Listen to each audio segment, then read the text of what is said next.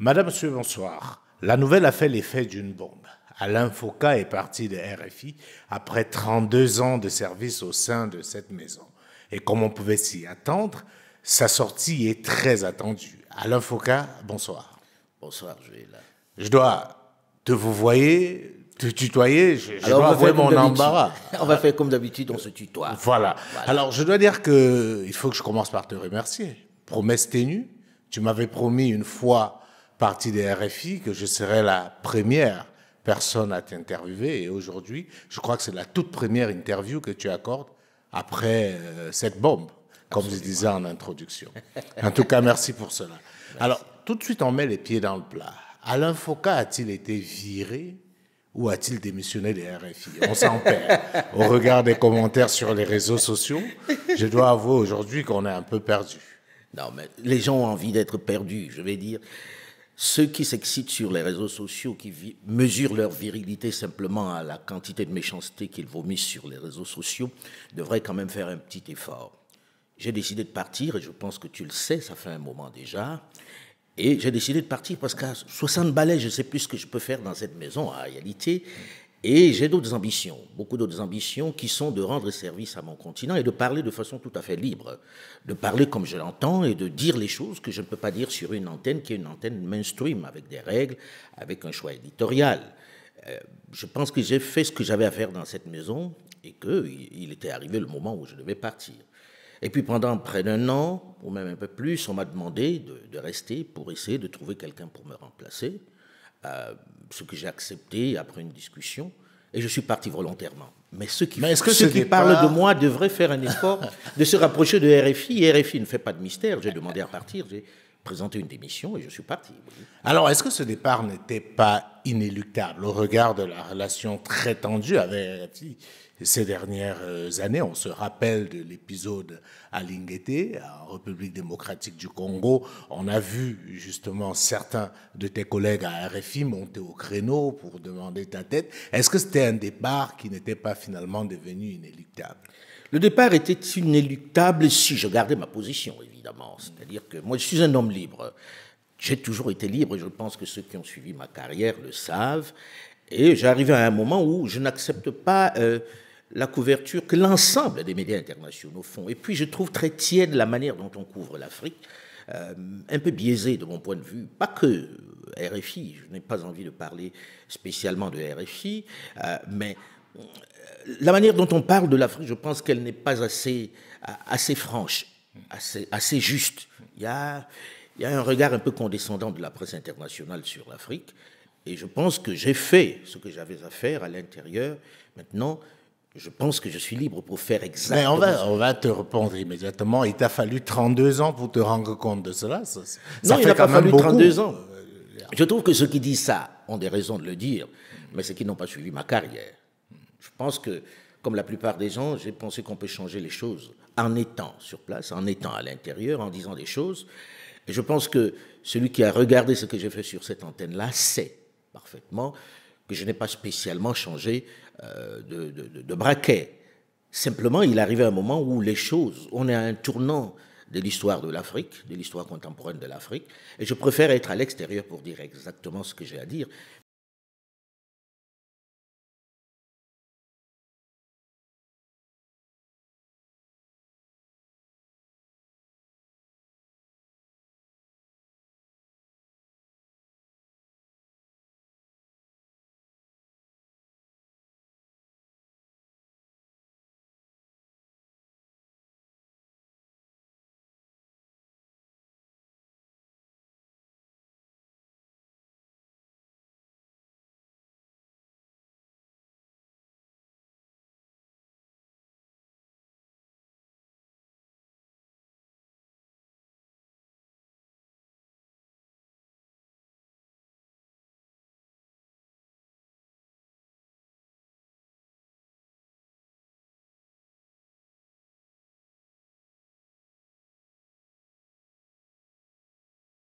Mais sauf que j'avais envie d'être écouté, de parler à l'Afrique, de parler de l'Afrique, et que j'avais envie d'être vraiment panafricain au sens propre du terme, au sens noble du terme.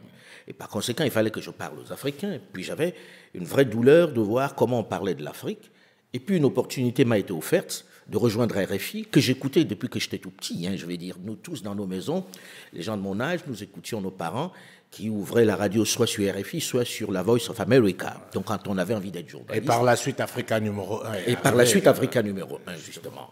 Et donc quand on avait envie d'être journaliste, on se disait, je vais travailler sur ces médias-là.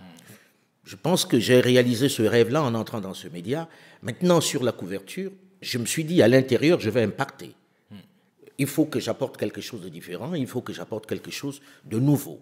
Voilà comment j'ai rejoint RFI, de façon volontaire et de façon très, très, très décidée. Alors aujourd'hui, avec le recul, est-ce que tu as le sentiment d'avoir impacté de l'intérieur? Est-ce que 32 ans après, tu te dis, ça en valait la peine? Alors, on ne peut pas danser et se juger. Les autres doivent juger. Moi, j'avais envie de faire plusieurs choses. Et je pense que, j'espère en tout cas, qu'on va mettre ça à mon crédit. J'avais envie de faire plusieurs choses.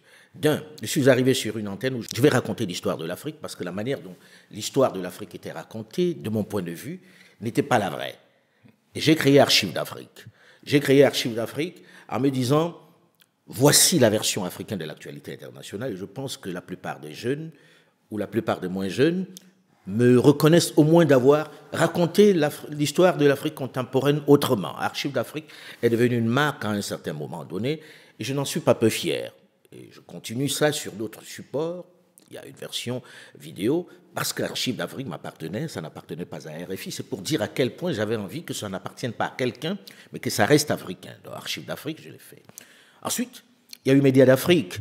Jules, tu sais très bien, Médias d'Afrique, l'idée de Médias d'Afrique, c'était de donner la parole aux journalistes africains pour qu'on écoute une autre version de l'actualité internationale, la version africaine de l'actualité internationale. Ça n'était jamais arrivé sur un média.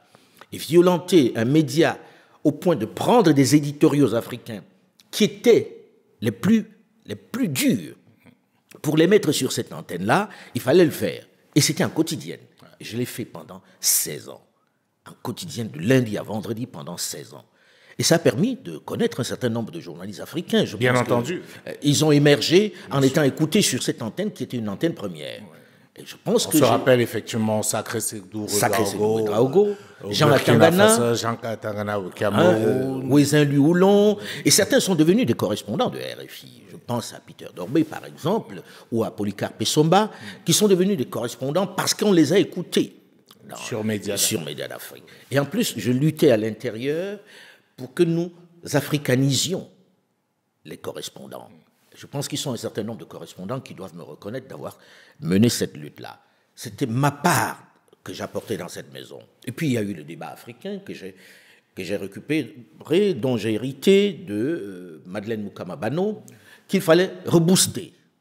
Je pense l'avoir fait avec une certaine force, puisque c'est devenu l'un des rendez-vous phares de cette antenne, où on n'était pas complaisant. Et je pense qu'on peut m'accuser de tout, sauf d'avoir été complaisant dans ce magazine-là, ou sauf de n'avoir pas été panafricain. Et puis je termine par le fait quand même que, pendant longtemps, nos dirigeants étaient essentiellement interviewés par d'autres, avec ce que cela comporte, avec les clichés que l'on peut connaître. Je me suis donné la mission de les interviewer en étant sans complaisance. On en parlera. Vous avez oublié Afrique Plus, même si ça a été bref. Peut-être que c'est.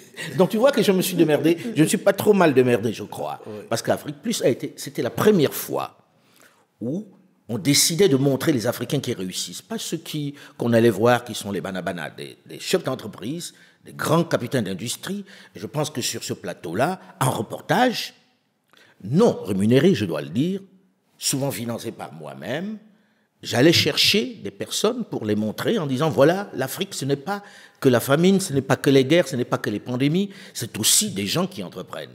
Je pense qu'il y a un certain nombre de capitaines d'industrie qui sont passés par ici. Je pense à Jean Kakou Diagou, par exemple, du groupe NCA, qui a créé l'une des plus grandes assurances du continent. Je pense à Paul Fokam-Kamenier, de Vox Africa, qui est le patron de Afriland First Bank, qui est passé par ici. Et je peux en citer comme ça un bon nombre. Je pense à Azalaï, le groupe Azalaï avec Mossadegh Bali. Qui est-ce que je n'ai pas cité? Ils sont nombreux. Je ne vais pas tous les citer ici. Donc pour moi, c'était une façon de montrer l'Afrique autrement. Est-ce que je l'ai bien fait? Est-ce que je l'ai mal fait? Je ne sais pas, mais j'ai essayé. Mais il y a une curiosité, Alain. C'est-à-dire que quand tu arrives à RFI, c'était un instrument au service de la France. D'ailleurs, RFI dépend du ministère français des Affaires étrangères. Est-ce que dès le départ, tu as conscience de cela? Moi, j'ai conscience d'une chose. J'ai plutôt tendance à penser que quand on quitte une femme ou quand une femme vous quitte, vous évitez de parler l'un de l'autre. Ça s'inscrit dans l'élégance, ça s'inscrit dans la galanterie. Donc parler de RFI, c'est pas tellement un truc dont j'ai envie spécialement, parce que c'est un peu comme si vous vous êtes quitté et tu as envie d'étaler. Oui, enfin, je pose la question évidemment parce que, comme tu as dû le remarquer, parmi la floraison de critiques ou de commentaires après ton départ de RFI, qui se poursuit jusqu'à aujourd'hui, c'est de dire il a servi le maître et aujourd'hui il retourne sa veste. Mais celui qui m'a vu servir le maître, comme ils disent, a vu ce que je faisais à l'intérieur de cette boîte. Et je pense que je viens d'en parler, je pense que j'ai joué ma partition, qui n'est pas une partition qu'on peut considérer comme complaisante. Je mets au défi quiconque de cela. Ensuite, à côté de ça, j'ai dit, il faut que les Africains, je ne parle pas de ceux qui s'excitent sur les claviers, hein, parce que eux, c'est des situations pathologiques graves. Je pense que eux, c'est plus du domaine du psy. Mais je pense que l'Africain doit s'inscrire dans la démarche de comment je construis, pas dans la démarche de je déteste simplement. Il faut dénoncer, c'est évident, et je pense que certains le font très bien, mais en même temps, il faut s'inscrire dans l'avenir. Dit que j'ai servi le maître, il devrait plutôt regarder qu'est-ce que Foka a fait comme contenu jusqu'à maintenant. Et si Foka n'avait pas été là-bas, qui l'aurait fait? C'est plutôt comme ça que je vois la chose. Et Jules, je n'ai pas besoin de me justifier à des gens qui sont sur des réseaux sociaux, qui n'ont que le clavier. Non, mais il y a bien d'autres gens qui ont besoin de comprendre. Alors, comment ça s'est passé? Et on va terminer par là sur cette partie concernant RFI. Les 32 ans, comment ça se passait avec la hiérarchie? Parce que, comme tu l'as si bien relevé, les programmes étaient atypiques. Parfois, pouvaient ramer à contre-courant de la ligne éditoriale de la maison. Archives d'Afrique, c'est très bien de le rappeler, ça n'a jamais été un programme qui a appartenu à RFI, mais ça t'appartenait à toi. Alors, comment, pendant ces 32 ans, tu as surfé entre la hiérarchie, entre la volonté d'une certaine ligne éditoriale et toi, ton ambition? Je serais malhonnête si je dis que c'était l'amour tous les jours. Mais ce n'était pas surtout de la part de la hiérarchie, parce qu'il y avait un PDG qui m'appelait le poil à gratter. J'étais un peu le bonhomme qui était pas dans la ligne. Mais en même temps, je ne me faisais pas d'illusions. Je veux dire, j'étais un peu un prétexte. Que vous voyez, on est libre, il faut qu'il dise ce qu'il a envie de dire. Les relations n'ont pas toujours été faciles, mais il y a eu des patrons qui étaient plutôt très arrangeants, qui étaient plutôt de bons patrons, à mon avis, qui me laissaient faire ce que j'avais envie de faire, parce que pendant toute cette période, tous ont découvert Archives d'Afrique à l'antenne. Tous ont découvert le débat africain à l'antenne. Tous ont découvert les médias d'Afrique à l'antenne. Et les interviews que je faisais, même si ça ne plaisait pas à certains de mes camarades, mais pour des raisons évidentes, je les ai faites. Je n'ai pas eu, on va dire, une pression particulière, mais parce que j'étais un peu le poil à gratter et le prétexte à un moment donné. Donc tu assumes le fait d'avoir été à un moment donné, pas seulement toi, je sais qu'il y a d'autres gens aussi, Jean-Karim Fall et tout. Est-ce que tu assumes le fait d'avoir été à un moment donné utilisé comme un prétexte pour davantage africaniser l'antenne des RFI, qui doit, comme on le sait tous, sa plus grande part d'audience au continent africain? Je ne sais pas si je vivais ça comme un prétexte. J'étais dans un environnement et j'ai dit, j'ai envie de dire ce que je dois dire. Si on me laisse le dire, c'est déjà pas mal. Je pense que si les Africains m'ont plébiscité à un certain moment, c'est parce que je disais ce que j'avais à dire. Et c'était ça le plus important pour moi, que je sois prétexte ou pas, que je sois là ou pas. RFI aurait existé et RFI aurait fonctionné de la même façon. Il fallait une voix au moins à l'intérieur qui dise le contraire de ce que j'avais à dire. Et on était un certain nombre où on était très soudés. Avec Claudie Siard, on est très très soudés. Le défunt Mevegué et moi, on était très très soudés. C'était mon petit frère, Mevegué. Et on arrivait à faire passer des messages que nous avions à passer. Jean-Karim Fall, le défunt, on était très très très très proches. Ça me permettait d'avoir avec eux des discussions pour dire ce que nous avions à dire. Parce qu'après tout, on pleurniche beaucoup. On est dans les pleurs en permanence. Mais ce média, il est financé par le contribuable français. Bien sûr. Il fait ce qu'il veut. Pourquoi on ne crée pas le nôtre? Pourquoi, au lieu de geindre on ne ferait pas mieux d'avoir les nôtres qui disent ce qu'on a à dire. Ce média existe, point à la ligne. Il arrose nos pays, c'est un fait. Est-ce qu'il faut le regarder de côté? Et puis si vous n'êtes pas content, si les Africains le détestent à ce point, il suffit de rien, hein, on ferme, point. On regarde une autre chaîne. Hein. Comme c'est le cas actuellement dans l'AES. Je ne sais pas, mais moi ce que je dis, c'est simplement que même si dans votre pays, la chaîne émet, vous avez le choix de l'écouter ou pas. Mais dans le même temps, vous vous rendez compte que ceux qui critiquent le plus sont ceux qui regardent. Ils se lèvent le matin avec ça, se couchent le soir avec ça, et dénoncent.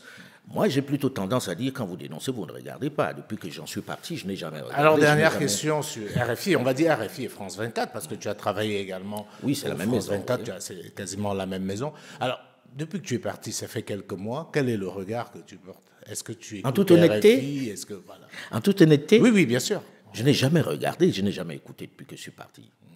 Je vais dire, ça doit faire, avant même que je ne parte, je n'écoutais plus l'antenne, pour des raisons qui sont simples. Hein, c'est que moi, j'ai un choix éditorial, je travaille sur autre chose, et je ne me lève pas le matin en disant que je vais écouter ça. Et puis, ayant travaillé sur le continent, pendant tout ce temps-là, j'ai mes réseaux d'information, mes réseaux de communication qui font que je n'ai pas besoin de regarder par là. Et même le débat africain, vous n'écoutez pas. Vous savez, vous avez été remplacé par Namori Dosso. Est-ce que...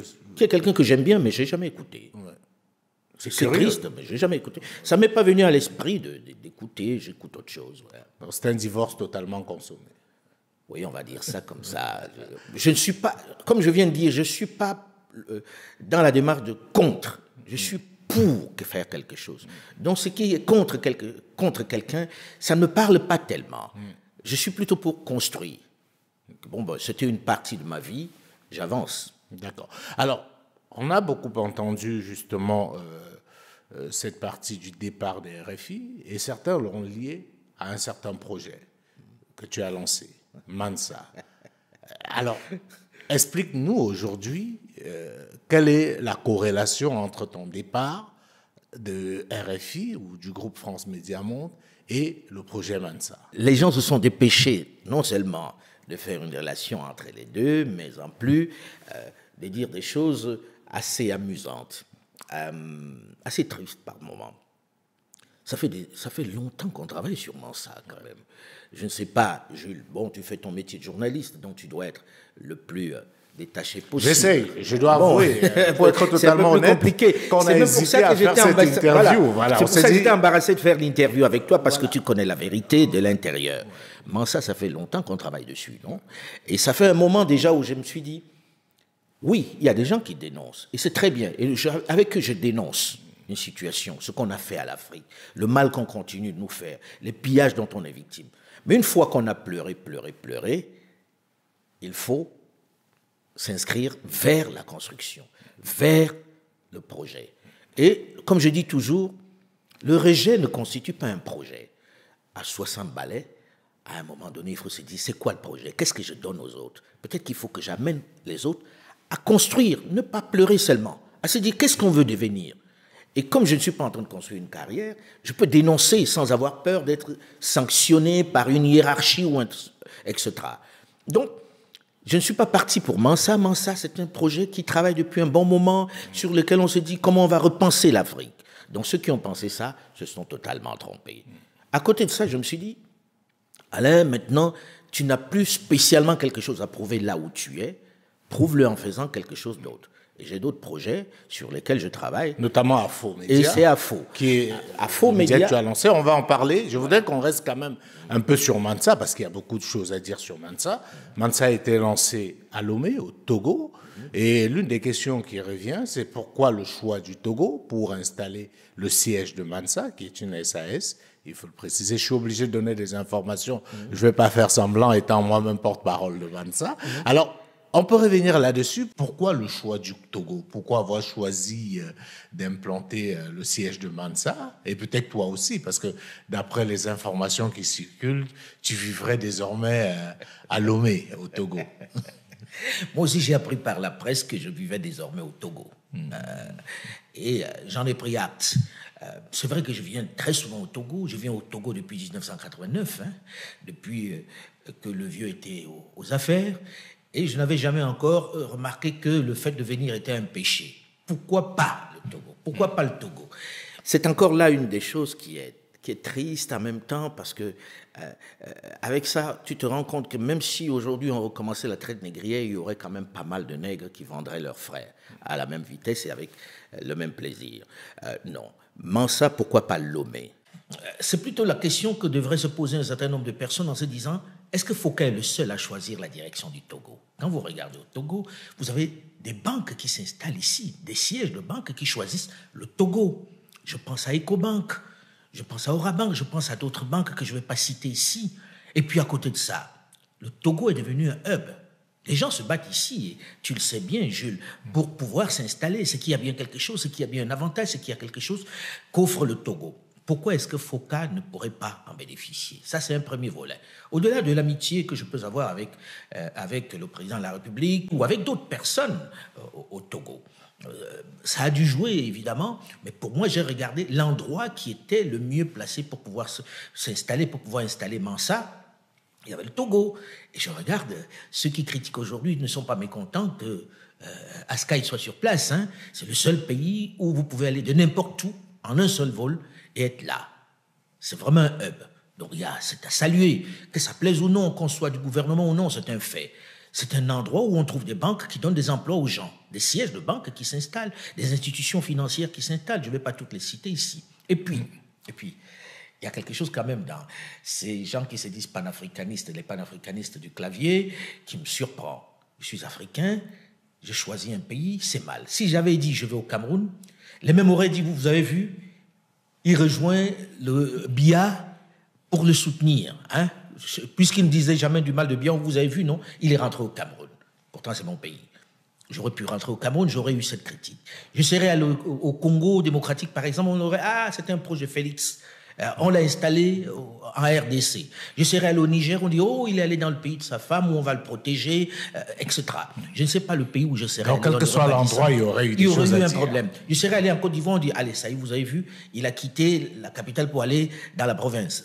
Comme j'ai déjà entendu un certain nombre de personnes appeler la Côte d'Ivoire par rapport à la France. Donc, quel que soit le choix que j'aurais opéré, ça aurait fait il y aurait eu des griefs. Mais quand même, il y a une chose qui est évidente. Pour celui qui connaît comment je fonctionne, qui sait que je suis par monts et par vaux sur tout le continent, je ne peux pas m'installer dans un seul pays. J'ai des maisons dans plusieurs pays où je vis. Hein, j'ai des domiciles où je descends dans la plupart de ces pays-là, parce que pour faire du panafricanisme, c'est pas dans sa chambre en Allemagne, à Bruxelles ou à Paris qu'on va faire ça. Non, il faut être sur le terrain. Non, je suis pas en train de jouer à me cacher. J'ai une bonne relation avec le président Faure, ça ne date pas d'aujourd'hui. J'avais une bonne relation avec le père. Est-ce que je dois en avoir honte? Non, pas du tout, je n'en ai pas honte. Je ne suis pas dans la politique politicienne, je ne suis pas dans la politique togolaise. Et j'ai vu cette photo que l'on a baladée, qui était à Kara, dans le Nord, depuis 19 ans. Je viens de façon permanente, enfin, de façon régulière, le 5 février, au Togo pour la commémoration de la mort du père. Je suis un Africain et j'ai cette habitude-là de respecter un certain nombre de traditions. C'était quelqu'un pour qui j'avais du respect et qui me témoignait autant de respect. Et je viens à toutes les commémorations. Mais là, d'un coup, je suis devenu conseiller parce que j'étais dans la salle et que quelqu'un a filmé. Du président autour des membres du gouvernement. Avoue que ça peut prêter à confusion. C'est quand on m'a dit ça que je me suis rendu compte que j'étais pas loin du président, sauf que en fait j'étais arrivé en retard et je ne vais pas souvent à la messe. Donc d'un coup on a dit à la messe, est-ce que tu y vas? Et puis j'ai trouvé un fauteuil et Dieu merci, c'était pas loin de lui. Mais tu sais alors qu'on ne laisse pas n'importe qui s'asseoir proche du président. Ah bon, sur ce coup-là alors, je ne suis pas encore conseiller. On ne me l'a même pas proposé, mais je pense que le président Faure sait très bien que je ne quittais pas un maître pour un autre. Alors, tu as beaucoup parlé de la relation avec le père et à débat. C'était quoi la nature de vos rapports? Des relations, comment je dis, presque de père à fils, dans le sens où le président Yadema un jour a écouté Archives d'Afrique et a cru que je m'appelais Alain Focard. Donc a cru que c'était le fils de Jacques Focard. Alors et ça a été la même chose avec le président Omar Bongo, qui croyait que c'était le fils de Jacques Focard. On demandait à me rencontrer. Et quand je suis arrivé, il m'a dit, mais vous êtes noir, mais vous pouvez pas être son fils. Et c'est là où je me suis rendu compte qu'il a cru ça. Et il m'a pris d'affection, il m'a félicité. Il a dit très bien, j'aime bien Archives d'Afrique, je l'écoute. Et bravo pour ce que vous faites. Il m'a souvent donné des informations sur ci ou sur ça. Mais personne n'a le souvenir que j'ai été complaisant avec le président Yadima. Qu'il respectait. Le fait que je sois libre, c'était même peut-être ce qu'il respectait le plus. Alors, justement, on va revenir sur Mansa et cette proximité avec Faure. On a aussi entendu dire que c'est le président Faure qui finance Mansa. Bon, Jules, on va arrêter le délire. Enfin, il y a des coïncidences. Moi, je fais l'avocat, entre guillemets. Tu fais bien l'avocat du diable. Et voilà. C'est-à-dire que pourquoi Lomé, la proximité à l'Infoca, le président Faure, Mansa, si le président Faure pouvait entendre ça. Qui finance Mansa. Et si rapidement, certains ont vu la main du président Faure derrière. Si le président Faure pouvait entendre ça et nous donner un peu d'argent, on ne dirait pas non. Hein. S'il peut écouter ça et dire « Allez, je vous donne un peu d'argent, ça va nous arranger ». Jules, tu sais très bien comment Mansa est financé par nous-mêmes. Personne n'a encore donné un centime à Mansa. Les voyages que nous faisons, nous les finançons par nous-mêmes. Et je pense qu'à un moment donné, il faut que ceux qui s'excitent derrière leur clavier fasse un effort pour être crédible, parce que ça discrédite un peu un environnement qui aurait pu être un environnement extraordinaire pour les Africains et les réseaux sociaux, puisque ça leur donne un média. Sauf que ce n'est pas compliqué. Mansa est financé par les membres de Mansa. Et c'est en cela qu'on est fort.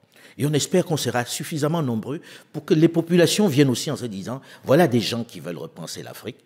Le minimum pour nous est de les accompagner et de leur donner un petit quelque chose pour qu'ils s'en sortent. Nous tirons le diable par la queue, mais nous avons accepté ça, de dire, voilà, ok, on va repenser l'Afrique, on va faire des réunions, on va faire des retraites pour penser sur tel et tel sujet, et nous finançons nous-mêmes. Mais lorsque quelqu'un dit c'est financé par tel ou tel président, j'ai du mal avec ça, parce que oui, mais l'argument qu'on me donne aussi, c'est qu'Alain Foka, président de Mansa, journaliste et tout, ne parle jamais du Togo, alors qu'il y a des problèmes au Togo. Il y a des problèmes avec des opposants au Togo. On voit Alain Foka parler de beaucoup de pays, mais le Togo, visiblement, c'est... Mais je pense que ces gens-là feraient mieux de revisiter un peu le travail que je fais, mes contenus. Je n'ai jamais éludé un pays, aucun.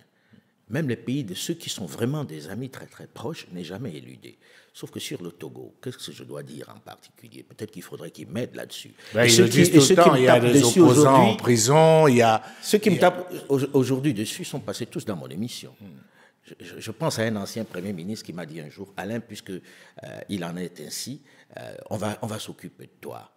Parce que d'un coup, il m'a vu venir au Togo, alors que lui, je l'ai invité au moins une dizaine de fois sur mon plateau.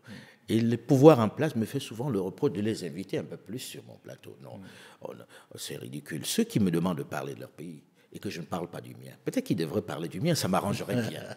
Oui, parce que peut-être on va finir avec l'épisode des pays pour lesquels tu ne parles jamais. On parle du Togo, effectivement, et on parle aussi du Cameroun, qui est ton pays. On a beaucoup vu, on dit, mais Alain Foka, il ne parle jamais du Cameroun avec tout ce qui s'y passe. Mais Jules, est-ce que c'est vrai? Je suis mal placé pour répondre. Moi, mon avis personnel, c'est que peut-être c'est pas assez. Bon, je ne peux pas dire que tu parles jamais du Cameroun, tu en as parlé. Mais puis quand j'en ai parlé d'ailleurs, ce qui m'a surpris, c'est que quand j'en ai parlé d'ailleurs, je n'ai pas beaucoup entendu après le battage que ça a suscité, les confrères me défendre ou réagir. Il te souvient quand même que pendant plusieurs semaines, je faisais l'objet d'un matraquage extraordinaire dans une certaine presse au Cameroun, avec une histoire de proximité sociologique, que j'aurais une proximité avec Maurice Kamto, simplement parce que j'avais invité un activiste, et Richard Bonnard. Hein? À ce moment-là, je n'ai pas beaucoup écouté. Cela dire, ils ne parlent pas du Cameroun, et je ne les ai pas vus me défendre tellement. Ensuite, il y a eu l'histoire du train de Bolloré qui avait déraillé, où on avait dit qu'il ne faut pas en parler, où j'ai parlé de ça régulièrement. Et quand les autorités camerounaises me tapaient dessus, je n'ai pas vu la presse se dire « mais pourquoi vous lui tapez dessus ?» Mais est-ce que tu comprends ceux de tes compatriotes camerounais qui estiment qu'avec la voix qui est la tienne, tu devrais plus parler du Cameroun parce que Non, je le Cameroun, c'est quand même un cas atypique.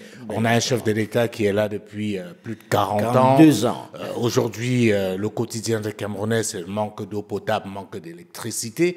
On a aujourd'hui plus d'une centaine de prisonniers politiques. Ça veut dire qu'il y a des gens aujourd'hui en prison. C'est évident qu'ils n'ont rien fait. Les dossiers sont bidonnés au niveau du tribunal militaire. Enfin, c'est aussi gros que le nez sur la figure. Des gens estiment que si Alain Foka parle de ça, ça aura une autre résonance. Est-ce que tu peux... J'aimerais bien qu'on m'aide à en parler. J'aimerais bien qu'on m'aide à en parler parce que d'un coup, on me donne une place extraordinaire. Nous sommes un certain nombre de journalistes camerounais parce que dans ce domaine-là, les Camerounais ont plutôt pas trop mal réussi. Et la question ne posait qu'à moi. Alors, ils n'ont pas ta notoriété. La question ne posait qu'à moi. Ils n'ont pas ta notoriété. Que ceux qui me font ce procès fassent le travail pour moi. Je serai admiratif. Je serais content que ces étrangers qui disent pourquoi ils parlent seulement des autres pays, ils devraient parler de son pays, qu'ils parlent aussi du mien. Je serais bien content qu'ils en parlent. Je parle de ce que je connais. Je suis parti du Cameroun il y a une quarantaine d'années. D'accord ? Je n'ai jamais fait une carrière un seul jour au Cameroun. Donc le Cameroun, dans l'ensemble de ce pays, est un pays comme un autre, j'ai presque envie de dire. Bien sûr, c'est mon pays pour lequel j'ai un attachement extraordinaire. Je voulais justement dire, je connais ton attachement pour le Cameroun. Oui. Donc ça me surprend que mais en même temps, professionnellement, je ne suis pas comme un pays. Professionnellement, je ne suis pas spécialement outillé. Mieux outillé en tout cas que les excellents journalistes que je croise au Cameroun. Parce que s'il y a bien quelque chose de fabuleux au Cameroun, c'est que tu trouves d'excellents journalistes.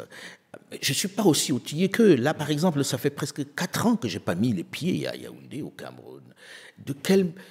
Comment puis-je en parler plus? Mais est-ce qu'il faut forcément... Comme dit Richard Bonnat, et il a été inspiré par Dieu ce jour-là, je crois, il dit, si on vous explique le Cameroun, et vous avez compris, c'est qu'on ne vous a pas bien expliqué. On ne vous a pas bien expliqué. Moi, je suis incapable d'expliquer le Cameroun, d'expliquer un pays qui est dans une inertie extraordinaire, où vous n'avez pas quelqu'un qui émerge, et où lorsque quelqu'un émerge, on lui coupe la tête. Et avec les applaudissements des autres. Quand vous regardez ce pays-là, vous vous dites, c'est quoi ce truc-là?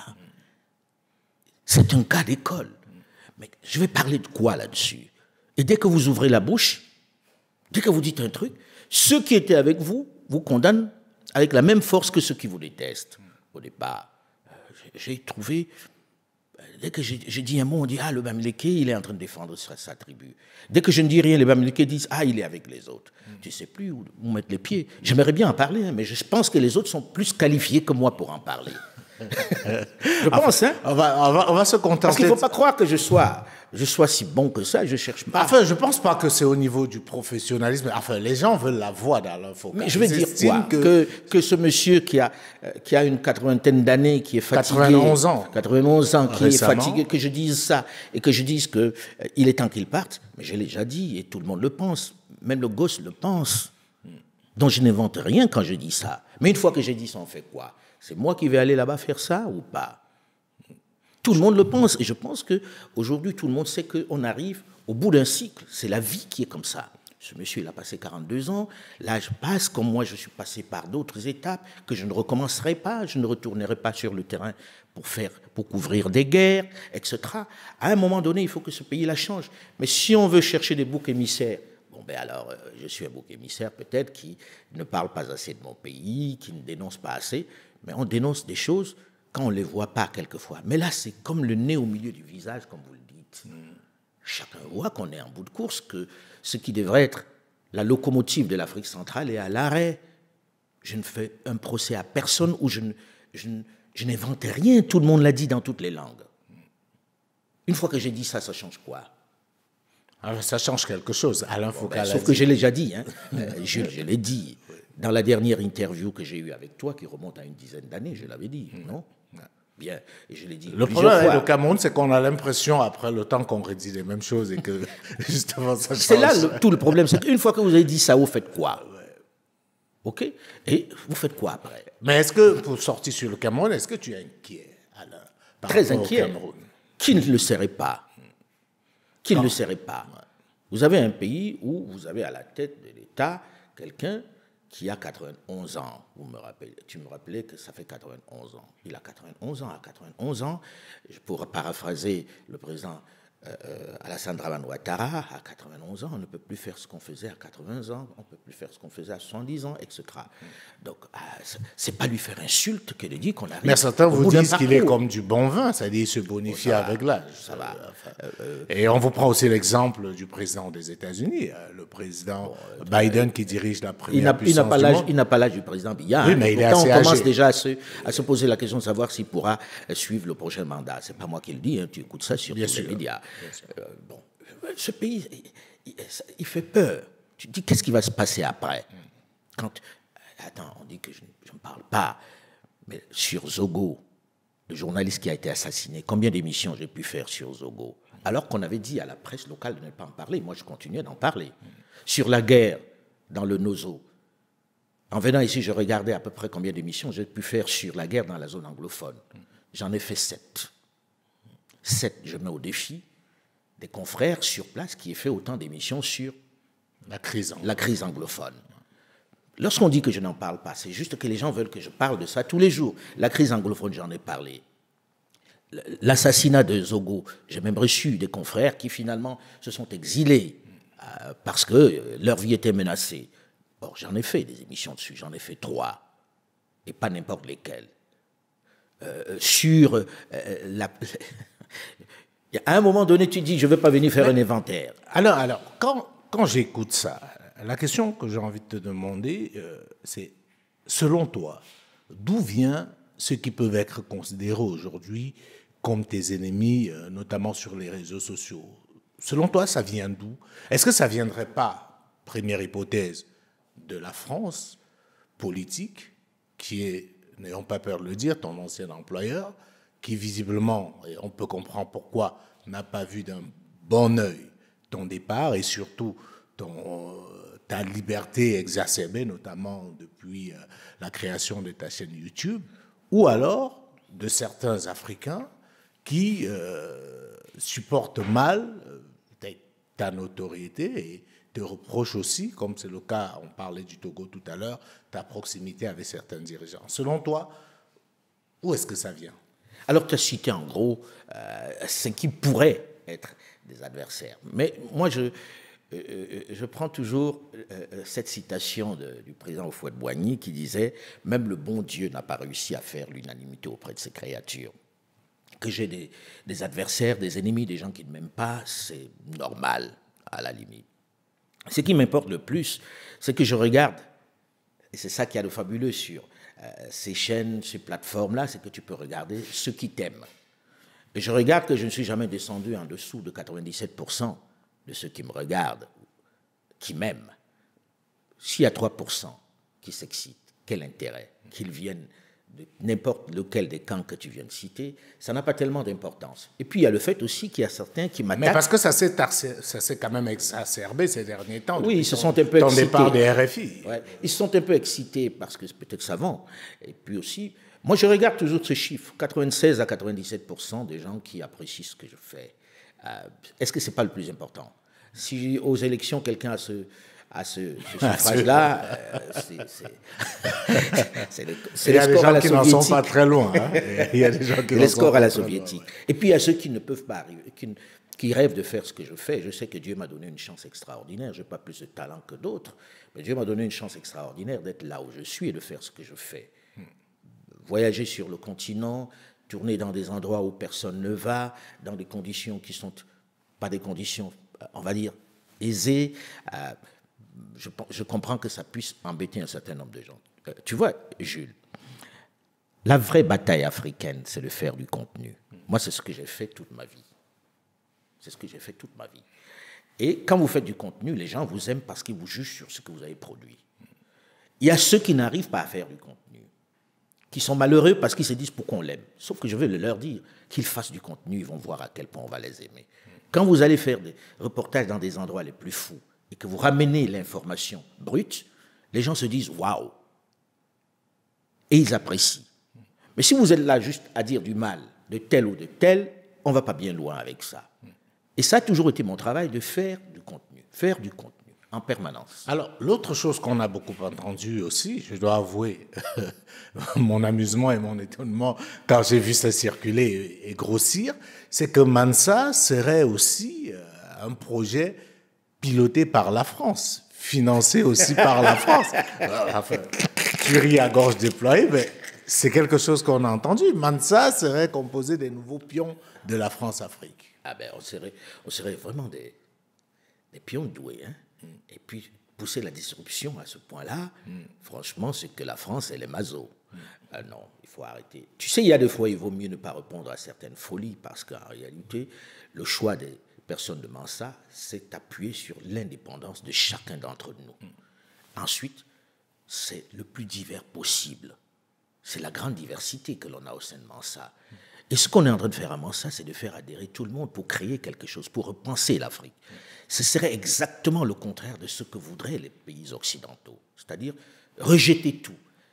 De toi à moi, Jules. Qui est capable de dire on rejette leur démocratie à l'occidental de façon aussi nette, en proposant quelque chose à la place, en travaillant à proposer quelque chose? Qui est capable de dire on ne veut plus de président omnipotent, omniscient?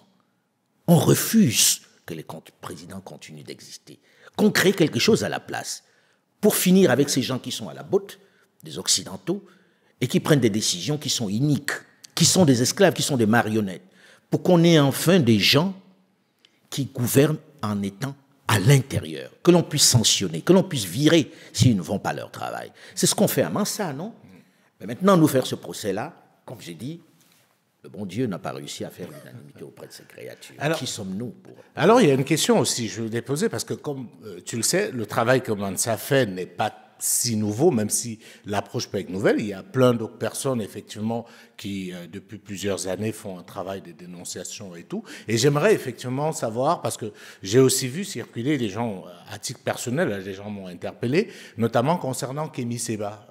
Moi, pourquoi moi? Parce que, comme tu le sais, j'ai travaillé avec Kémy pendant longtemps. C'est quelqu'un avec qui on a d'excellents rapports. Il a été chroniqueur sur Vox Africa pendant longtemps. Donc les gens m'ont dit, mais pourquoi pas Kémy Séba dans Mansa? Pourquoi pas Nathalie Yam dans Mansa, qui est aussi quelqu'un que je connais personnellement? Pourquoi pas, comment il s'appelle, Franklin Nyamsi, justement, qui sont des gens qui ont pignon sur rue, notamment sur les réseaux sociaux, qui effectivement sensibilisent depuis des années. Alors, j'aimerais, c'est vrai que même à titre personnel, on n'a pas vraiment eu à évoquer le sujet. J'aimerais on n'en a jamais parlé, avoir effectivement ton regard par rapport à cela. Ce que j'ai envie de dire dans un premier temps, c'est cette propension à opposer les gens. On ne va pas avancer avec ça, et les gens ne s'appuient pas sur l'histoire pour tirer des leçons. Tu vois, quand il y a eu la lutte des droits civiques aux États-Unis d'Amérique, on a réussi à diviser les Africains, à diviser les Noirs, ils se cognaient les têtes. Martin Luther King, Malcolm X, on les divise. Moi, je vais dire un truc. Je n'ai jamais rencontré Kémy Séba, je n'ai jamais rencontré Nathalie Yamb, je n'ai jamais rencontré Franklin Nyamsi. Mais ils ont un rôle extraordinaire. On peut les aimer, les détester, ce qu'on veut. Ils ont fortement impacté la lutte de libération qu'il y a en ce moment, de conscientisation. On peut aimer leur bataille ou pas, leur méthode ou pas. Ils ont impacté. Ils ont fait bouger les lignes. Le CFA qui souffre aujourd'hui, on ne peut pas dire qu'ils n'y sont pas pour rien, quelque chose. J'apprécie leur travail, mais nous ne nous battons pas de la même façon. Ils ont fait des choix qui sont utiles pour la cause, et je les respecte. Je ne vais pas cacher que je regarde Nathalie Yamb. Je regarde ce qu'elle fait. Et j'apprécie. Elle a un créneau, j'ai le mien, qui est de dire, moi, je veux construire dans tel sens. Eux, ils construisent dans tel autre. Pourquoi est-ce qu'on a besoin de nous opposer? Est-ce qu'on a besoin de se marier forcément pour être fragile, pour être ensemble, pour qu'on nous tire dessus ensemble? Je ne crois pas. Parce que si on est dans un groupe, vous tirez dans le tas, et l'histoire est réglée. Et puis, ils ont leur stratégie. Dans une bataille, chacun a sa stratégie, chacun a sa vision. C'est l'objectif final qui compte. L'objectif est le plus important. Donc, je ne jugerai pas en disant, j'écoute des mots activistes, machin. Non, je les ai pas encore rencontrés. Je n'ai jamais fait cet effort-là et je ne pense pas que ce soit nécessaire. Chacun fait son travail. Chacun mène sa lutte à sa manière, avec ses moyens. avec sa perception des choses. C'est ça qui est le plus important. Le plus important, c'est à l'arrivée. Alors, est-ce qu'on libère l'Afrique? Voilà. Qu'est-ce que tu penses justement des critiques qu'eux aussi ils ont subies ces derniers temps et même de ce qu'on pourrait considérer comme une cabale? On les a accusés d'être des agents de la Russie. Ça va nous permettre peut-être de parler un peu de la Russie. Quel a été ton regard par rapport à ça? Mais ceux qui les accusent de ça sont agents de quoi? Je vois des gens qui reçoivent des fonds de l'Union européenne, des États-Unis d'Amérique pour mener leur combat de façon tout à fait officielle. On leur ouvre même des officines, des bureaux, on les installe avec des salaires officiellement. Mais puisque c'est l'Europe, c'est bien. Et si c'est la Russie, ça serait mauvais? C'est un peu absurde, non? Si on te finance de l'autre côté, boucle-la. Non, soyons sérieux. La bataille est le plus important. S'il y a quelqu'un qui les finance, ils sont suffisamment grands pour savoir où est leur intérêt. Si leur intérêt, c'est l'Afrique, et qu'ils sont financés même par les extraterrestres, on s'en fiche. D'accord? Ce n'est pas ça le plus important. Qu'on soit en train de dire, il a pris ci, il a pris ça, franchement, tout le monde s'en fiche. L'essentiel, c'est que, est-ce que ce qu'il a dit est vrai? Est-ce que la bataille qu'il mène est importante? Ça, c'est à ça qu'on doit les juger. Parce qu'on écoute des gens qui viennent s'installer en Afrique, qui sont des ONG, qui sont des etc., qui sont financés. Ils sont financés pour quoi? Pour, on va dire, développement de la démocratie. Ça veut dire quoi, tout ça? Alors, parlons à présent, et on va sortir de Mansa avec ça. Ce n'est pas le lieu de parler des perspectives et tout de Mansa, parce qu'il y aurait certainement de choses à dire. Alors, il y a aussi quelque chose que j'aimerais évoquer avec toi, c'est ta proximité avec les dirigeants africains. J'essayais au moment de préparer cet entretien de chercher ceux des dirigeants africains que tu n'as pas interviewés, et j'avais du mal. Ceux de la vieille école, parce qu'on parle de Biya qui est là depuis 42 ans, mais toi, ça commence à faire beaucoup. Parce que merci de me vieillir, merci de me rappeler mon âge. Quand on voit Mandela, Mobutu, Omar Bongo, enfin les Bongo, père, fils et tout, Alain est aujourd'hui perçu par certains comme l'ami des chefs d'État. Est-ce que tu assumes cette étiquette d'être considéré comme quelqu'un qui est très proche des dirigeants africains? Alors, je vais répondre en deux volets. En deux volets, c'est qu'on devrait quand même me reconnaître le mérite d'entrer dans toutes ces chancelleries où seuls les Blancs entraient avant moi. Parce que quand tu regardes l'historique des interviews des dirigeants africains, c'est toujours des Européens qui les interviewaient. Ensuite, dire on est amis des chefs d'État, on n'est pas amis des chefs d'État. Le chef d'État a des collaborateurs, a des proches, a des gens chez qui il prend des infos, a des gens qui l'utilisent. Mais des amis, je ne crois pas vraiment qu'on puisse être ami d'un chef d'État. Vous pouvez être ami avant, mais quand il devient chef d'État, c'est un peu plus mitigé. Maintenant, le rôle du journaliste, c'est de parler de ce qu'il sait.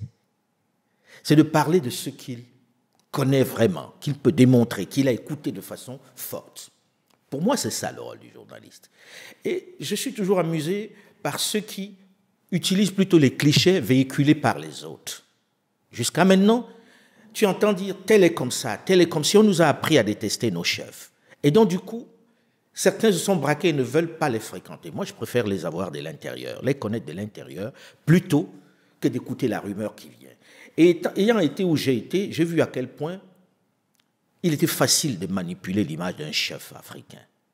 Quand on décide que c'est fini avec lui, on le noircit. J'utilise le terme exprès. Parce qu'en fait, nous ne les connaissons pas. Tu sais ce qui m'a fait vraiment avoir envie de connaître ces chefs, Jules? Non, c'est que j'ai entendu parler de Bokassa, qui n'était pas quelqu'un de très fréquentable, je te l'accorde. Mais nous avons appris que Bokassa était un cannibale, que Bokassa mangeait de la chair humaine fourrée au plantain. Et je me suis dit, mais comment est-ce possible? Et j'ai fait ma recherche. Et j'ai vu comment on a noirci Bokassa pour qu'il disparaisse quand il gênait, quand il était devenu gênant. Et nous avons applaudi pendant qu'on le chassait. J'ai vu comment on a fait tomber Mobutu, que je connaissais. Comment Mobutu est devenu l'homme à abattre alors que c'est eux qui l'avaient fabriqué. Et je me suis dit, non, je préfère ne pas me contenter de leur jugement pour les connaître de l'intérieur. Et j'ai eu cette chance, à un moment donné, qu'ils m'ouvrent leurs portes. Et ils m'ont ouvert leurs portes et j'y suis entré. Et je continue d'y entrer.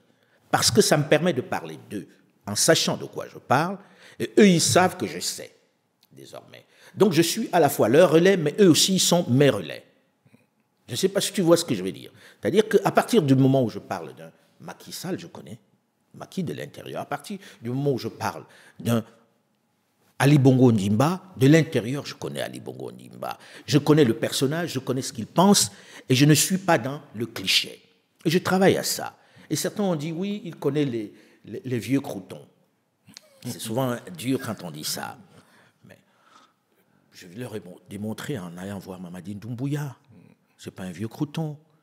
Il m'a pas. La dernière interview, c'est le président Ibrahim Traoré, que je suis allé voir. Je suis allé voir le président Assimi Goïta. On ne peut pas les accuser d'être ceux qui sont en train de... Et justement, ton regard par rapport à ceux qu'on vient de citer.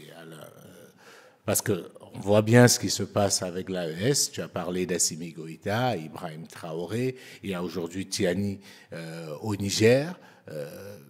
Je les ai tous rencontrés. Etc.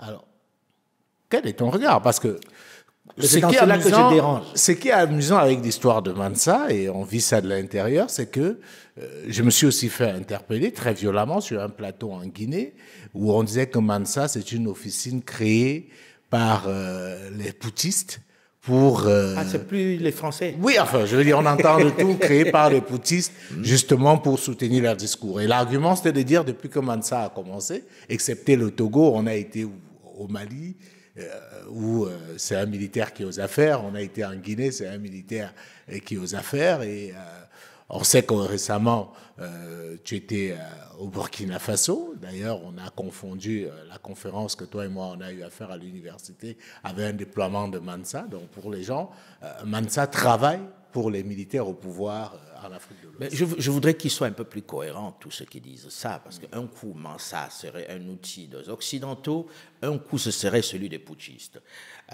Moi, je n'ai pas le regard qu'ils peuvent avoir sur les putschistes. Et je n'ai pas envie d'être entraîné par les autres ou partager le point de vue des autres sur les putschistes. Même si certains ont trouvé que j'ai été insolent avec Ibrahim Traoré. Mais ça, c'est autre chose parce que c'est un président de la République, mais je fais mon métier de journaliste et quand je viens poser des questions, je pose, il n'y a pas de complaisance. Quand le micro s'allume, il n'y a plus d'amis. On peut être amis avant, mais moi, il y a un personnage qui rentre en jeu quand le micro est allumé. Mais bref, ça, c'est un autre débat, je ne vais pas rentrer dedans parce que c'est puéril. Mais maintenant... le regard que j'ai sur l'Afrique, sur l'AES, parce que ça devient l'AES, auquel il faut rajouter Mamadi Doumbouya, c'est que je pense qu'on arrive à un moment clé de l'histoire de l'Afrique, où ils sont en train de jouer leur rôle. Ce qu'on a essayé a échoué. On peut dire ça en français, en anglais, en allemand, ça a échoué. C'est un fait. Maintenant, qu'est-ce qu'on fait à la place? Les militaires ne se sont pas levés pour prendre le pouvoir dans ce pays-là juste par humeur. C'est que ça ne marchait pas. Je fonde juste l'espoir que ces militaires qui sont arrivés vont changer la donne et créer un nouveau modèle. Pour moi, c'est le plus important. Je ne passe pas la journée à me dire c'est un diable, c'est un putschiste, etc. Ça ne m'amuse pas, parce que je me souviens quand même que celui qui a refait la France après la guerre, à qui on a confié le pays, c'était un militaire. Ça n'a gêné personne. Les constitutions que nous avons sont issues du travail d'un militaire avec ses copains. Pourquoi les militaires ne changeraient pas les choses sur le continent? Je fonde beaucoup d'espoir sur ces jeunes-là, parce qu'ils sont jeunes, parce qu'ils n'ont pas un passif avec les grandes puissances occidentales, ils ne leur doivent rien, et parce qu'ils ont envie de changer leur monde. En tout cas, je l'espère. Moi, ceux que j'ai rencontrés m'ont donné l'impression qu'ils avaient envie de changer les choses. Alors, je vais leur laisser ce bénéfice-là pendant un moment, jusqu'à ce qu'on voit s'ils dérapent ou pas. Mais j'ai tendance à plutôt croire en eux.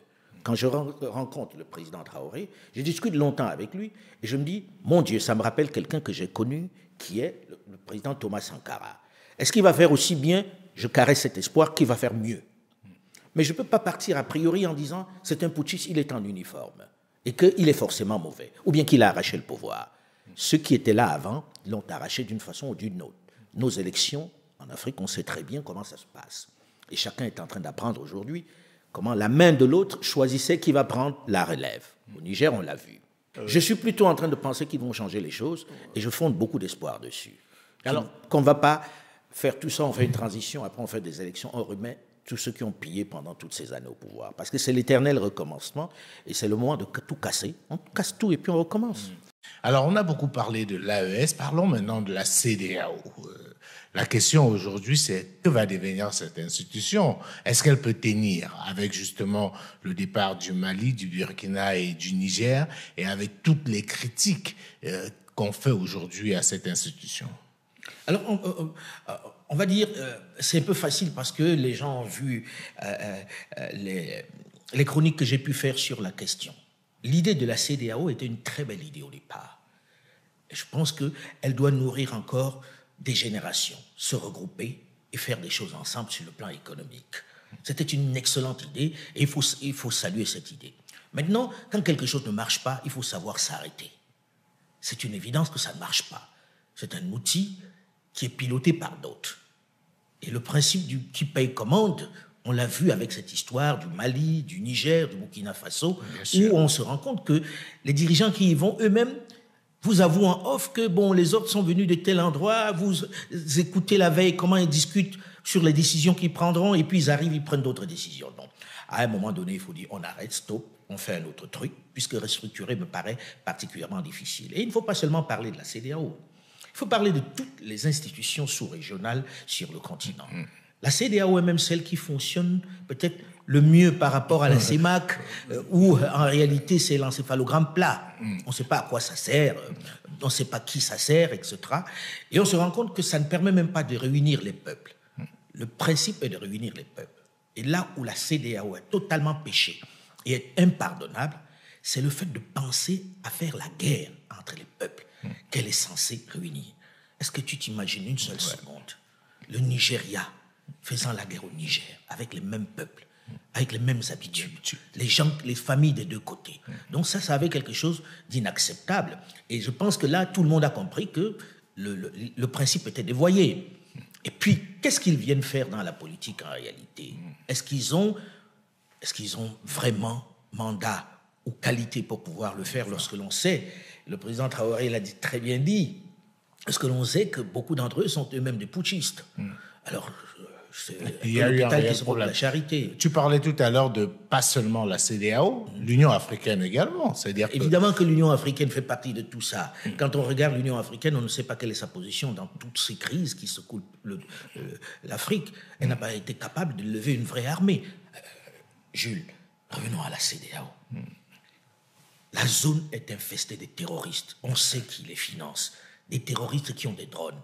Jamais la CEDEAO n'a pu lever une armée pour les combattre. Il a fallu que Assimi Goïta choisisse d'y aller lui-même pour chasser des gens de Kidal, pendant que la CEDEAO regardait. À quoi elle sert alors? Donc, je pense que le débat, il est même un peu éculé. On lutte pour conserver, pour essayer d'avoir... Mais c'est comme on a eu l'habitude de le faire, c'est-à-dire conserver des choses qui ne servent à rien.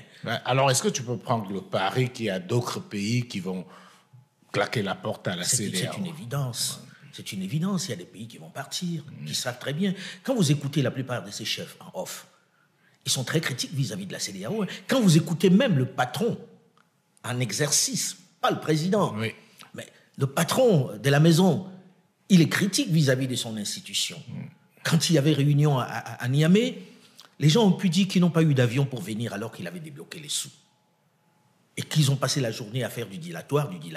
À un moment donné, il a piqué une colère parce qu'il se rendait compte qu'il est le dindon de la farce. Donc, arrêtons cette grande farce qui fait beaucoup de victimes. Ce n'est pas humain d'avoir des Nigériens qui sont en train de crever de faim parce qu'on a fermé la porte au point d'empêcher aux médicaments d'entrer dans le pays. Et le grand Nigeria qui coupe l'électricité, l'énergie, alors que c'était un deal où le Niger aurait pu tout simplement faire son barrage et le Nigeria n'aurait pas eu suffisamment de débit un peu plus bas.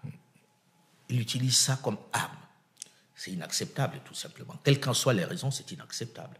Ce n'est pas l'union des peuples. Et la CEMAC, alors, je ne vais pas revenir là-dessus. Justement. Alors, j'ai envie de parler aussi de quelqu'un que tu connais bien, tu l'as confessé tout à l'heure, c'est Macky Sall. Oui. Comment est-ce que tu regardes ce qui se passe, la sortie de Macky?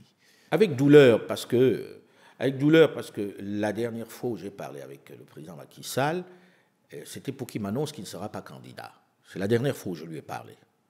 Je tenais à l'époque à ce qu'il m'accorde l'exclusivité des interviews annonçant qu'il ne sera pas candidat. Je n'ai pas obtenu parce qu'il a dit qu'il voulait d'abord l'annoncer aux Sénégalais, sur les médias sénégalais, ce que je respecte et ce qui est la règle, ce qui devrait être la règle, parce qu'on doit d'abord parler à nos médias, à nous, à aller parler aux autres médias avant d'annoncer à nos peuples. Et c'est arrivé de plus en plus. Et je pense que j'ai du mal à comprendre ce qui se passe. J'ai écouté un entretien de lui avec la presse sénégalaise il y a quelques jours, où il expliquait ce qui s'est passé, que ce n'était pas son fait, qu'il n'avait pas envie de rester au pouvoir. J'ai plutôt envie de le croire. Mais le reste, je suis incapable d'en dire plus. Ce que je sais, c'est qu'il m'a dit, dans une conversation à 2, ensuite à 3, qu'il ne serait pas candidat. S'il est candidat, ça m'embêterait vraiment, parce que... Là, c'est clair qu'il ne le sera pas. Il a redit à plusieurs reprises. Voilà, et là, il annonce qu'il part. Il finalement. part. Maintenant, la guerre intérieure. Je ne suis pas plus qualifié que d'autres pour pouvoir en parler. Les gens attendent que je dise ce que je ne sais pas. Je ne suis pas dans les bagarres politiques à l'intérieur du Sénégal. Je ne les connais pas forcément. Le Sénégal est un pays où il y a d'excellents journalistes et où il y a un environnement politique qui est quand même assez singulier. Ah oui, justement. Très, très singulier et assez riche, avec des gens qui sont capés. Qui suis-je pour venir dire en permanence il y a ceci, il y a cela ou pas? Et la presse couvre suffisamment le Sénégal.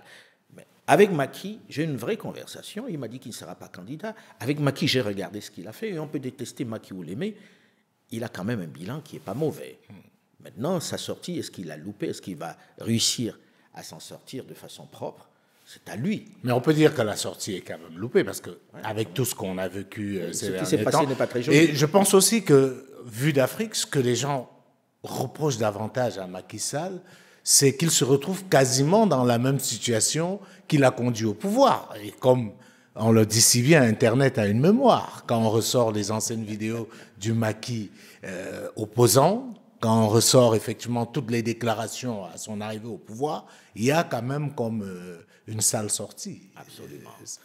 C'est triste parce que c'est quelqu'un qui, en tout cas, celui que j'ai connu, c'est quelqu'un qui avait envie de changer les choses et qui faisait avancer les choses. Après, à un moment donné, bon, c'est des politiques, hein, je n'en sais pas plus que ça. Moi, je suis journaliste, je regarde, j'observe, etc. Je n'influe pas dedans. J'espère plus tard influer sur des choses par les documentaires que je fais, par les productions que je fais. Mais sur un président, tu le vois, il te dit ce qu'il a à dire, tu écoutes, tu l'étudies et puis tu rends. Une belle perche pour parler justement d'un autre aspect de ton travail dont on ne parle pas souvent, ce sont ces reportages, ces documentaires. Ces dernières années, je pense que ces reportages qui ont fait découvrir à certains une autre facette du journaliste Alain Foka, qu'on croyait cantonné au magazine, c'est le terrain. On se rappelle du reportage en RDC dans le secteur des mines et aussi en Guinée, qui a énormément fait parler. Et la question que j'ai envie de poser, c'est pourquoi à un moment donné, tu as voulu te replonger dans cet univers du reportage? Parce que quand vous avez fait du reportage, vous ne vous en défaites jamais totalement. Moi, j'ai commencé par le reportage. Je pense que tu le sais, j'ai fait plusieurs guerres comme reporter. La guerre du Congo, par exemple. Les 2 guerres du Congo. Le Rwanda aussi. Le Rwanda, etc. Donc, j'ai quand même fait pas mal de terrain. Et puis, à un moment donné, je me suis dit, je vais prendre une antenne pour pouvoir dire ce qui se passe. À la fin, presque, puisque je suis plus proche de la sortie que de l'entrée, à la fin presque de ma carrière, je me suis dit, je vais retourner pour montrer des choses qui sont importantes. Mais je ne me suis jamais arrêté, Jules. Je pense que j'ai fait Archives d'Afrique en faisant aussi la version reportage, et en allant sur le terrain en permanence. Je n'ai jamais quitté le terrain. Et puis, je suis quand même à une centaine de documentaires faits pendant cette carrière-là. Ces documentaires ont été diffusés largement. Il s'avère que c'est plus visible aujourd'hui parce que je suis plus dans une posture différente où je ne m'encombre plus des règles. J'ai fini avec les règles du journalisme, où on dit ça c'est le reportage, ça c'est la chronique, ça c'est l'édito, etc. Je ne m'encombre plus de ça parce que ça ne correspond à rien dans notre environnement.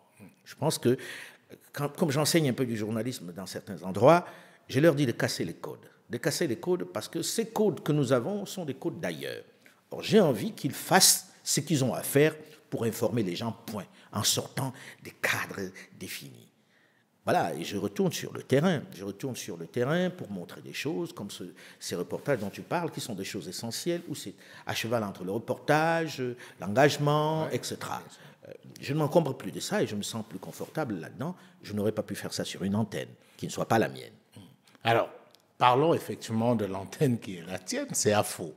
C'est le projet que tu caresses, parce que quand tu partais de RFI, je me rappelle bien de la vidéo où tu disais un peu, comme on aime le dire, sur ce que tu feras après. Alors, raconte-nous l'histoire d'Afo. D'où est venu Afo Média? Afo Média vient du fait que je pense que nous devons créer tous, nous journalistes, des cadres où nous donnons notre narratif qui nous ressemble, nos réalités, sans complaisance, mais sans condescendance comme le font les médias internationaux.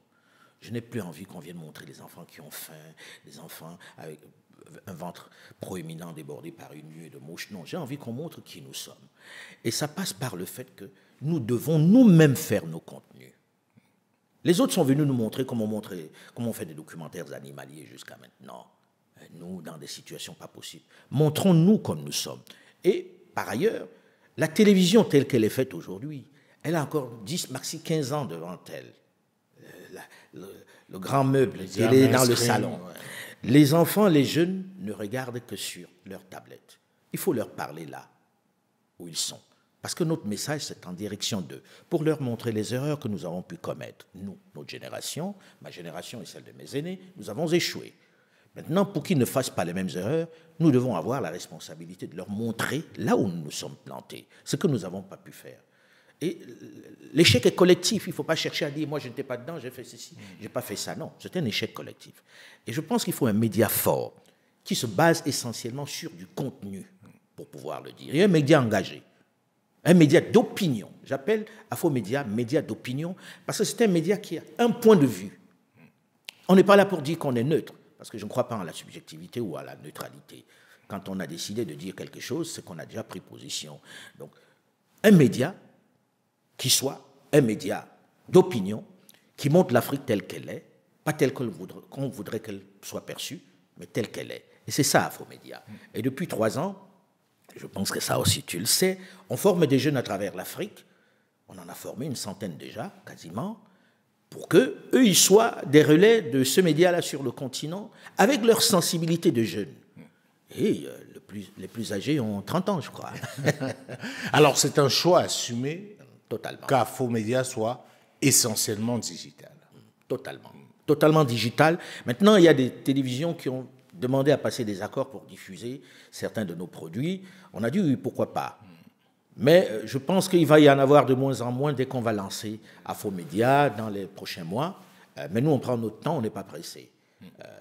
Alors, ça m'amène à poser une autre question, parce qu'un projet comme ça demande du financement. Qui finance Afo Média? On est reparti là-dedans. Oui, enfin. Je vais entendre bientôt que c'est un média français, c'est un média de putschistes, c'est un média du président Faure bientôt. Ça va être... Non, soyons sérieux. Je pense que je suis parti sur le média digital assez facilement parce que ça ne demande pas tant de moyens que ça. Et puis, j'ai pas honte, il faut qu'on soit riche. Moi, j'ai travaillé à avoir de l'argent. Oui, on va justement parler. J'ai travaillé à avoir de l'argent. Je n'ai pas honte. J'ai écouté certains dire, oui, Alain Foka qui va voir la Coupe d'Afrique en jet, ce qui est faux d'ailleurs, mais bon, j'aurais bien aimé, s'il y avait eu une opportunité, je serais monté dans ce jet en chantant. Non, je ne suis pas de ceux qui pensent qu'il faille être pauvre pour défendre la cause africaine. Le pauvre ne fait pas beaucoup bouger les lignes. Je pense qu'il faut avoir de l'argent pour faire bouger les lignes. Quand Dangote prend une décision de faire bouger quelque chose, il a les moyens de le faire et il le fait facilement, plus que celui qui, dans son quartier, braille toute la journée. Moi, j'ai travaillé à faire de l'argent et je n'en ai pas. Alors, parlons justement de votre argent. J'ai été aussi amusé de savoir que vous êtes... Enfin, que tu es aussi riche que ça. Moi qui suis proche de toi, je ne savais pas non plus. Il y a beaucoup de choses. Des immeubles, des voitures, des jets privés.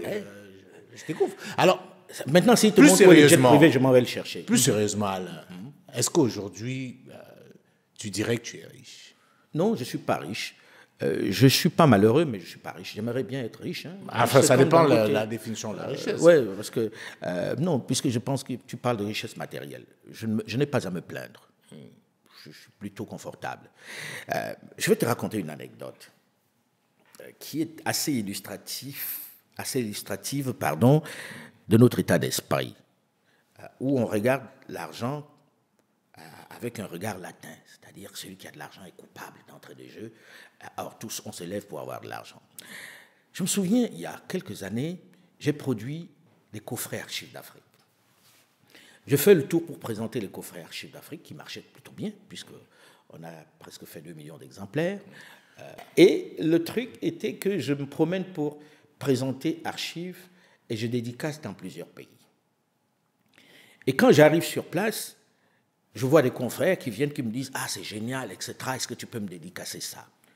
Et puis, je rentre à Paris et la directrice de la communication de RFI m'appelle un jour dans son bureau en me montrant une lettre d'un confrère africain qui avait filmé son coffret que je lui avais donné, gracieusement en plus, et qui dit « Alain Foka s'enrichit sur le dos de RFI. Vous feriez mieux de vérifier comment se vendent les coffrets. » Et la dame qui dit « Alain, qu'est-ce qu'on fait ?» Et je lui dis, vous laissez Brère, parce que, comme tu le sais, je ne réponds pas généralement. Sur les réseaux sociaux, tu as vu que je réponds presque, je ne réponds jamais. Et puis, il réécrit une lettre en disant, je viens d'acheter un coffret Archives d'Afrique, qui s'appelait Soumaoro, c'était de Côte d'Ivoire, Soumaoro, oui. Je viens d'acheter un coffret Archives d'Afrique pour vous prouver qu'Alain Foka s'enrichit sur votre dos. Alors, Françoise Holman, la défunte, qui était la directrice de la com, qui dit, on va devoir faire un communiqué pour leur faire comprendre que tu es le producteur d'Archives d'Afrique. Archives d'Afrique m'appartient à 100%. Et RFI avait juste l'exclusivité radio. Mais tous les produits dérivés nés d'Archives d'Afrique, c'était moi. Je les produisais. Mais le bonhomme était tellement obtus que pour lui, il n'était pas possible qu'un journaliste puisse produire un contenu comme celui-là. Et il avait besoin de dénoncer en plus. Simplement parce qu'il se disait que je gagnais de l'argent. Et quand je l'ai appelé, il était tellement gêné qu'il a nié, sauf que j'avais des lettres. Et des comme ça, il y en a eu beaucoup. Archives d'Afrique m'appartenait. Et donc, il a fallu que RFI leur rappelle que non, nous, on est juste partenaires dans la promotion d'Archives d'Afrique. Mais c'était à moi. Et ça me donne l'occasion de dire aux jeunes Africains qui font notre métier, il y a de l'argent à se faire dans le journalisme, mais en faisant du contenu, pas en allant à l'inauguration des chrysanthèmes, hein, l'inauguration des ministres qui vous invitent, ou bien vous parlez. Non, faites du contenu. Et je pense qu'il y en a qui le font. Hein. Bien sûr. Je regarde quelques-uns, dont certains qui sont des proches, hein, qui ont testé même certaines chaînes, et qui font du contenu en permanence. Plus vous faites du contenu dans notre métier, plus vous gagnez votre vie. Et vous gagnez plutôt pas trop mal. Et il ne faut pas avoir peur de gagner de l'argent. Je pense que ceux qui changent le monde sont ceux qui gagnent de l'argent. Bill Gates, quand il décide, il nous fait des vaccins. Et si Elon Musk veut, il peut faire ce qu'il fait au monde parce qu'il a de l'argent. Donc on ne doit pas avoir cette relation conflictuelle avec l'argent, il faut gagner de l'argent. Le gagner honnêtement, c'est vrai, mais le gagner. D'accord. Alors là, je ne sais pas si on a fait le tour, mais je pense qu'on a passé un long moment, on a revisité un peu un certain nombre de choses, et au moment où nous sommes en train de sortir, j'aimerais savoir, est-ce qu'il y a une question à laquelle tu aurais aimé répondre que je ne t'ai pas posée? Moi, je ne me pose pas de questions. Moi, j'ai plutôt envie de dire, arrêtons d'être juste contre. Soyons pour quelque chose. Construisons des projets. Soyons ambitieux. C'est ce qui fait la force des grandes nations. C'est ce qui fait la force, notamment des anglo-saxons et des asiatiques aujourd'hui. Regardons en disant, qu'est-ce qu'on peut construire? Ne passons pas notre temps à nous détester, à nous détruire, etc., à nous monter les uns contre les autres. Ça fait l'affaire des autres. Ayons cette démarche simple, qui est de dire comment on construit, comment on fait. Moi, ça a été ma démarche. En quittant RFI, j'ai dit, je veux faire, je veux proposer. Soyons des forces de proposition, parce que si on est des forces de proposition, on fait avancer le schmilblick. Pleurer, ça ne fait pas avancer, vous êtes couché quand vous pleurez. Bien sûr, il ne faut pas oublier ce qu'on nous a fait, et il faut continuer de dénoncer, mais il faut aussi s'inscrire dans le projet. C'est ce qui m'anime chaque jour. C'est ce qui m'anime quand je fais mes reportages, c'est ce qui m'anime quand je fais mes contenus. Et je pense que j'ai envie de dire ça aux jeunes, d'arrêter de geindre. Et puis, d'arrêter d'être des éponges qui absorbent ce qu'on leur donne.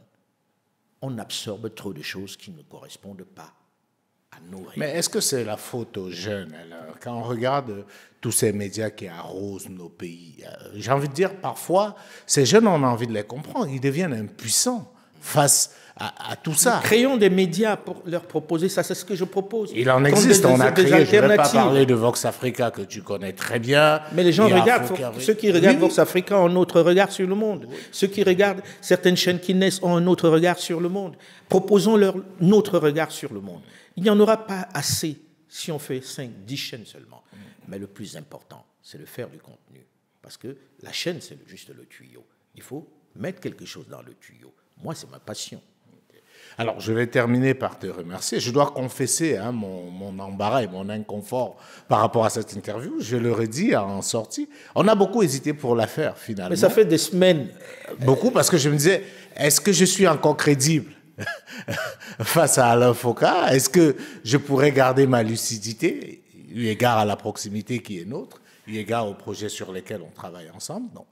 Après, c'est que j'avais fait une promesse, puisque tu es venu me voir longtemps à l'avance. Oui, parce que moi, je confesse, j'avais l'info un an avant. Voilà. Je sais depuis quand tu veux partir des RFI. J'avais compris un certain nombre de choses et je me disais, ce serait une telle bombe. Et à l'époque, je me disais, il faudrait que je puisse être celui qui en parle. Mais est-ce que tu as le sentiment de n'avoir pas posé une question que les gens se posent? Non, je ne sais pas. Je pense que quand tu regardes le professionnalisme, c'est d'arriver à faire la part des choses.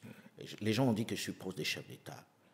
Bien sûr, je les vois, mais je n'ai pas le souvenir d'avoir été complaisant une fois que le micro ou la caméra est allumé. Et c'est ça qui doit nous... Mais il y en a qui t'ont impressionné quand même, Alain, au bout de toutes ces années. Est-ce qu'il y a un qui ressort, où tu te dis, devant lui, tu as pu perdre tes moyens? Ça va être le lieu commun, c'est Mandela. Mais parce que je suis arrivé devant Mandela, un peu...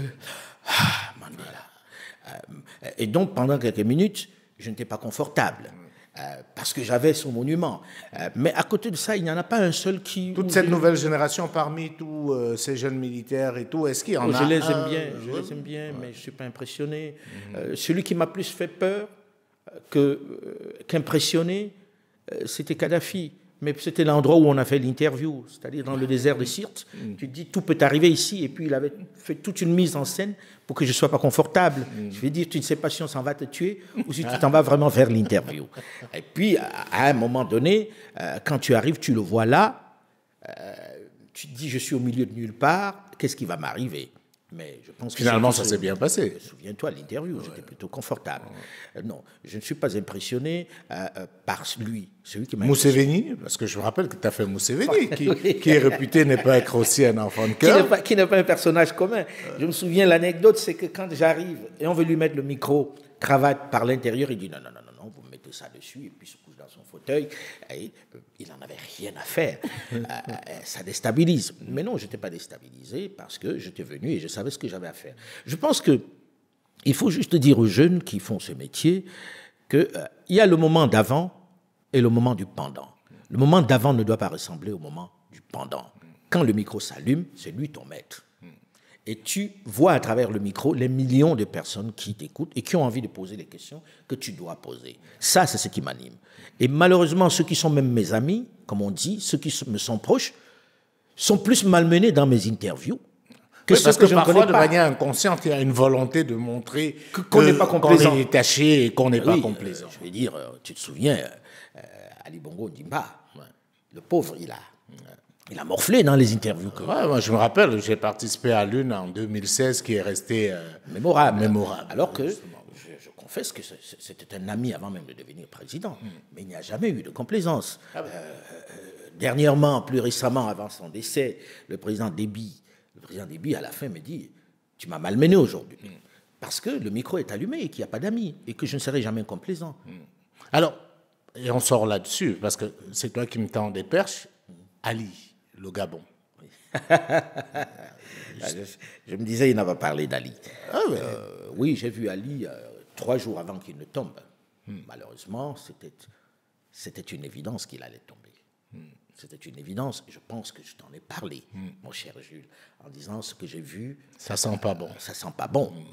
Et 3 jours avant, je crois que j'étais le seul journaliste, ou on devait être 2-3 journalistes à être entrés au Gabon, et je pense que j'étais le seul à l'avoir rencontré. Et je me disais, non, il n'a pas la machine, il ne tient plus rien. C'était... Il avait perdu tout le contrôle. Et je suis parti. Je suis parti avant même le scrutin parce que je savais que ça allait mal tourner.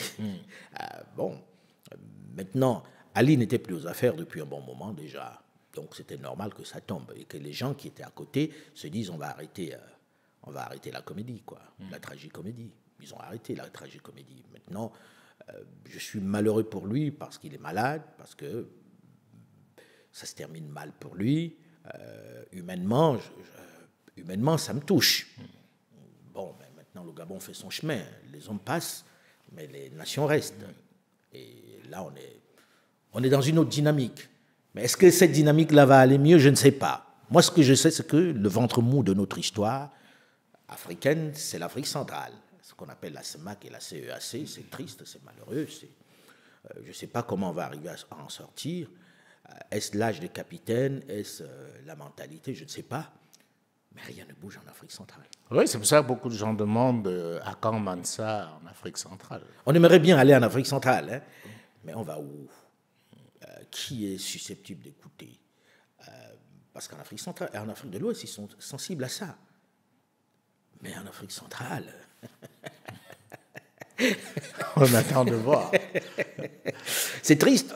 Toi et moi, hommes d'Afrique centrale, quand on regarde, ça fait pitié. Ça fait pitié. Pourtant, on parle. Hein. Beaucoup, d'ailleurs. On parle beaucoup. En tout cas, alors, merci beaucoup. Merci d'avoir accepté de te prêter au jeu, qu'on puisse échanger.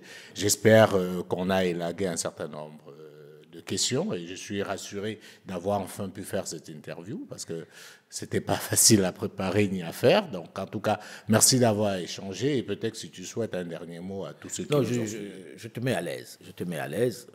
On n'est pas en train de se justifier. On est en train de faire une interview pour ceux qui nous aiment ou pour ceux qui nous détestent. Mais on avait à parler. Il n'y a pas de complaisance. On n'en fera pas. Et je pense qu'on a fait ce qu'on avait à faire. Merci beaucoup. Madame, monsieur, merci à vous de nous avoir suivis. Comme vous avez remarqué, nous étions avec Alain Foka. Nous avons fait le tour en parlant de sa carrière, de ses projets et aussi de tout ce qui fait l'actualité autour de lui. Merci de nous avoir suivis. Prenons rendez-vous très prochainement. D'ici là, portez-vous bien. Bonsoir à tous.